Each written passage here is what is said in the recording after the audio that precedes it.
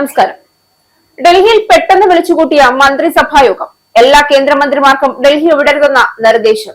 രാജ്യത്തിന്റെ രാഷ്ട്രീയ ഇടനാഴികളിൽ ഇപ്പോൾ മുഴങ്ങുന്നത് ഒരേ ഒരു ചോദ്യം: മോദി വീണ്ടും വലിയ നീക്കത്തിനൊരുങ്ങുകയാണ്. മോദി സർക്കാരിന്റെ കേന്ദ്രമന്ത്രിസഭയിൽ വലിയ രീതിയിലുള്ള പുനഃസംഘടന നടക്കുമെന്ന ശക്തമായ അഭ്യൂഹങ്ങൾക്കിടയിൽ പ്രധാനമന്ത്രി നരേന്ദ്രമോദിയുടെ അധ്യക്ഷതയിൽ ഇന്ന് നിർണായക കൗൺസിൽ ഓഫ് മിനിസ്റ്റേഴ്സ് യോഗം ചേരും. ഒരു വർഷത്തെ ഇടവേളയ്ക്ക് ശേഷമാണ് ഇത്തരമൊരു വിപുലമായ യോഗം വിളിച്ചു ചേർത്തിരിക്കുന്നത്.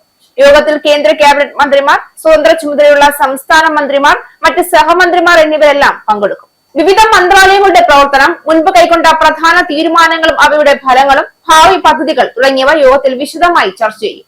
5 വിദേശ രാജ്യങ്ങളിലെ ഔദ്യോഗിക സന്ദർശനം പൂർത്തിയാക്കി ഒടുവിൽ ഇറ്റലിയിൽ നിന്നും മടങ്ങിയെത്തിയ ഉടൻ തന്നെ പ്രധാനമന്ത്രി നരേന്ദ്രമോദി ഈ നിർണായക യോഗം വിളിച്ചു ചേർത്തത് രാഷ്ട്രീയ വൃത്തങ്ങളിൽ വലിയ ചർച്ചയായിട്ടുണ്ട്. പശ്ചിമേഷ്യയിൽ നിലനിൽക്കുന്ന കടുത്ത യുദ്ധപ്രതിസന്ധികൾക്കിടയിൽ നടക്കുന്ന ഈ യോഗത്തെ രാജ്യം മുഴുവൻ അതീവ പ്രതീക്ഷയോടെ ഉറ്റുനോക്കുകയാണ്.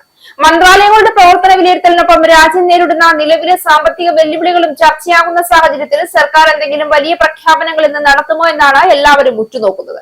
ഒരു വർഷം പിന്നിട്ട മോദി സർക്കാരിന് മുന്നിൽ ഇപ്പോൾ വെല്ലുവിളികൾ ഒരുപാടുണ്ട്.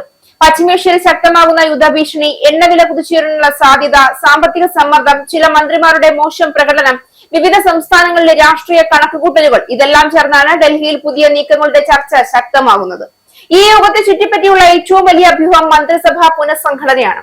ചില മന്ത്രിമാരുടെ റിപ്പോർട്ട് കാർഡ് നേരിട്ട് മോദി പരിശോധിക്കുമെന്നാണ് ദേശീയ മാധ്യമങ്ങൾ റിപ്പോർട്ട് ചെയ്യുന്നത്. അതായത് തിരഞ്ഞെടുപ്പ് വിജയങ്ങൾ മാത്രം മതിയാകില്ല, ഭരണപ്രകടനവും രാഷ്ട്രീയ ഫലപ്രാപ്തിയും ഇല്ല എങ്കിൽ കേന്ദ്ര മന്ത്രിസഭയിൽ പോലും സ്ഥാനങ്ങൾ സുരക്ഷിതമല്ല എന്ന ശക്തമായ സന്ദേശം BJP നേതൃത്വത്തിൽ ശക്തമാവുകയാണ്. എന്നാൽ ഈ യോഗത്തിന് പിന്നിൽ വെറും ഭരണപരമായ അവലോകനം മാത്രമല്ല എന്ന് രാഷ്ട്രീയ നിരീക്ഷകർ കരുതുന്നു. കാരണം മോദിയുടെ രാഷ്ട്രീയം എപ്പോഴും ടൈമിംഗ് രാഷ്ട്രീയമായിരുന്നു. വലിയ രാഷ്ട്രീയ പ്രതിസന്ധികൾക്ക് മുൻപ് അപ്രതീക്ഷിത നീക്കങ്ങളിലൂടെ കഥയുടെ ദിശ മാറ്റുക എന്നത് അദ്ദേഹത്തിന്റെ സ്ഥിരം ശൈലിയാണ്. ഇപ്പോൾ പശ്ചിമേഷ്യയിൽ അമേരിക്ക ഇറാൻ സംഘർഷം ശക്തമാകുമ്പോൾ ഇന്ത്യയുടെ സമ്പദ് വ്യവസ്ഥയ്ക്ക് വലിയ സമ്മർദ്ദം നേരിടേണ്ടി വരാം. എണ്ണവില ഉയർന്നാൽ വിലക്കയറ്റവും സാമ്പത്തിക അസ്വസ്ഥതയും വർദ്ധിക്കും. അത്തരമൊരു സാഹചര്യത്തിന് മുൻപ് സർക്കാരിന്റെ ഇമേജ് പുതുക്കാനും ആക്ഷൻ മോഡ് സർക്കാർ എന്ന സന്ദേശം നൽകാനുമുള്ള ശ്രമമായിട്ടാണ് ഈ യോഗത്തെ കാണുന്നത്. ഇതോടൊപ്പം BJPയുടെ ആഭ്യന്തര രാഷ്ട്രീയവും വലിയ ഘടകമാണ്. ഉത്തർപ്രദേശ്, ബീഹാർ തുടങ്ങിയ സംസ്ഥാനങ്ങളിലെ പുതിയ രാഷ്ട്രീയ മാറ്റങ്ങൾക്ക് പിന്നാലെ മറ്റു സംസ്ഥാനങ്ങളിലേക്കും വലിയ സംഘടനാ മന്ത്രിസഭാ മാറ്റങ്ങൾ വ്യാപിപ്പിക്കാൻ BJP തയ്യാറെടുക്കുന്നുവെന്ന റിപ്പോർട്ടുകളും പുറത്തു വന്നിട്ടുണ്ട്.